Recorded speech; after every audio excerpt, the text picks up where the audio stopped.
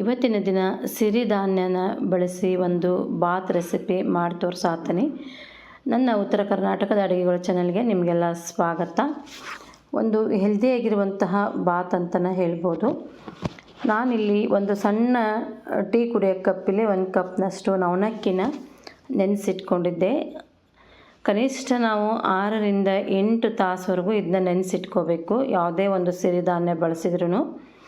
ಇದರಿಂದ ನಮ್ಗೆ ಗ್ಯಾಸ್ಟ್ರಿಕ್ಕು ಆಗಂಗಿಲ್ಲ ಮತ್ತು ಆರೋಗ್ಯಕ್ಕೂ ಕೂಡ ಬಹಳ ಒಳ್ಳೆಯದು ಈ ರೀತಿ ಮಾಡೋದ್ರಿಂದ. ಈಗ ನೆನೆಸಿಟ್ಕೊಂಡಿರೋದು ಒಂದು ಕಡೆ ಇಟ್ಟು, ಒಂದು ಕುಕ್ಕರ್ಗೆ 1 ಚಮಚದಷ್ಟು ಎಣ್ಣೆ, ಸ್ವಲ್ಪ ಜೀರಿಗೆ, ಸಾಸಿವೆ ಮತ್ತು ಒಂದು ಸಣ್ಣ ಸೈಜಿನ ಉಳ್ಳಾಗಡ್ಡಿನ ಕಟ್ ಮಾಡಿ ಹಾಕ್ಕೊಂಡೀನಿ. ಒಂದು ಸ್ವಲ್ಪ ಕರಿಬೇವಿನ ಸೊಪ್ಪು, 1 ಕ್ಯಾರೆಟ್, ಒಂದು 5ರಿಂದ 6 ಬೀನ್ಸ್ ಇವಿಷ್ಟನ್ನು ಹಾಕ್ಕೊಂಡೀನಿ. ಹಾಕಿ ಒಂಚೂರು ಬಡಿಸ್ಕೊಳ್ರಿ. ನಾನಿಲ್ಲಿ ಎಣ್ಣೆ ಭಾಳ ಕಡಿಮೆ ಬಳಸಾತೀನಿ. ಯಾಕಂತಂದ್ರೆ ವೆಯ್ಟ್ ಲಾಸ್ಗೋಸ್ಕರ ನಾನು ಬಹಳ ಕಡಿಮೆ ಪ್ರಮಾಣದೊಳಗೆ ಎಣ್ಣೆ ಬಳಸಿ ಮಾಡ್ತಾ ಇರೋದು.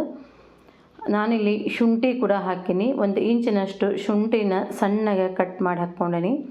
1 ಚಿಟಿಕೆಯಷ್ಟು ಅರಿಶಿನ ಪುಡಿ, 1 ಕಪ್ನಷ್ಟು 1ರಿಂದ 2 ಕಪ್ನಷ್ಟು ಹಾಕೋಬೋದು ಕಾಯಿ ಹಾಲನ್ನು.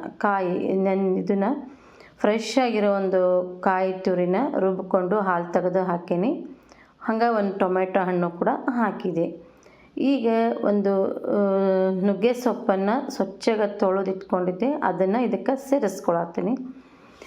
ನಾವು 1 ಕಪ್ಪಿಗೆ 2 ಕಪ್ನಷ್ಟು ನೀರು ಹಾಕ್ಕೊಳ್ಬೇಕಾಗ್ತೈತಿ.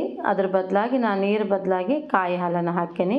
1 ಕಪ್ನಷ್ಟು ಸಿರಿಧಾನ್ಯಕ್ಕೆ ನಾನು 2 ಕಪ್ನಷ್ಟು ನೀರು ಹಾಕೀನಿ. ಇದು ಕಾಯಿ ಹಾಲು ಹಾಕೀನಿ, ನೀವು ನೀರು ಕೂಡ ಹಾಕ್ಕೋಬೋದು. ಸ್ವಲ್ಪ ಬೇಯಿಸ್ಕೊಂಡ್ಮೇಲೆ ನಾವು ಈ ನೆನೆಸಿಟ್ಕೊಂಡಿರೋ ನವಣಕ್ಕಿನ ಇದಕ್ಕೆ ಸೇರಿಸ್ಕೊಳ್ಬೇಕು.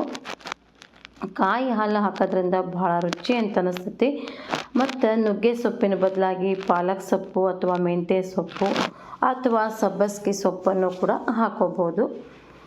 ಈಗ ಒಂದು ಸ್ವಲ್ಪ ರುಚಿಗೆ ಬೇಕಾಗುವಷ್ಟು ಉಪ್ಪನ್ನು ಕೂಡ ಸೇರಿಸ್ಕೊಳ್ರಿ. ನಿಮಗೆ ಯಾವುದಾದ್ರೂ ಮಸಾಲೆ ಪುಡಿ ಬೇಕಿದ್ರೆ ಅಥವಾ ಪಲಾವ್ ಮಸಾಲೆ ಪುಡಿ, ಗರಂ ಮಸಾಲ ನಿಮ್ಗೆ ಯಾವ್ದು ಬೇಕಿದ್ರೂ ಇದಕ್ಕೆ ಸೇರಿಸ್ಕೋಬೋದು. ನಾನಿಲ್ಲಿ ಯಾವುದು ಹಾಕ್ತಾಯಿಲ್ಲ, ಯಾಕಂದರೆ ವೆಯ್ಟ್ ಲಾಸ್ಗೋಸ್ಕರ ನಾನು ಇಷ್ಟು ಸಿಂಪಲ್ಲಾಗಿ ಮಾಡತ್ತೀನಿ.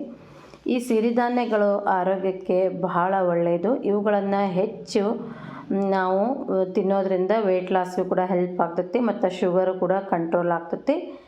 ಮತ್ತು ಏನಪ್ಪ ಅಂತಂದರೆ ಇದರೊಳಗೆ ಕ್ಯಾಲ್ಶಿಯಮು, ಖನಿಜಗಳು ಜಾಸ್ತಿ ಇರ್ತೈತಿ. ಆಮೇಲೆ ನಾರಿನಾಂಶ ಇರೋದ್ರಿಂದ ಇದು ಆರೋಗ್ಯಕ್ಕೆ ಭಾಳ ಹೆಲ್ಪ್ ಆಗ್ತೈತಿ ಅಂತಲೇ ಹೇಳ್ಬೋದು. ಇವತ್ತಿನ ಈ ರೆಸಿಪಿ ನಿಮಗೆಲ್ಲ ಇಷ್ಟ ಆಗೈತೆ ಅಂತ ಅಂದ್ಕೊಂಡೀನಿ. ಈ ಒಂದು ಆರೋಗ್ಯಕರ ರೆಸಿಪಿ ನೀವು ಮನೆಯೊಳಗೆ ಟ್ರೈ ಮಾಡಿರಿ. ಒಂದು 2ರಿಂದ 3 ಸಿಟಿ ಕೂಗಿಸ್ಕೊಂಡ್ಮೇಲೆ ಕುಕ್ಕರ್ ತಣ್ಣಗಾದ್ಮೇಲೆ ನಾನು ಇದನ್ನ ಒಂದು ಪ್ಲೇಟ್ಗೆ ಸರ್ವ್ ಮಾಡ್ಕೊಳತ್ತೀನಿ. ಇದ್ರ ಜೊತೆಗೆ ಒಂದು ಮೊಸರಿನ ರಾಯ್ತ ಮಾಡಿದ್ದೆ, ಸೂಪರ್ ಆಗಿರ್ತೈತೆ. ನೀವು ಟ್ರೈ ಮಾಡಿರಿ. ರೆಸಿಪಿ ಹೆಂಗಿತ್ತಂತ ಕಾಮೆಂಟ್ನಾಗ ತಿಳಿಸ್ರಿ.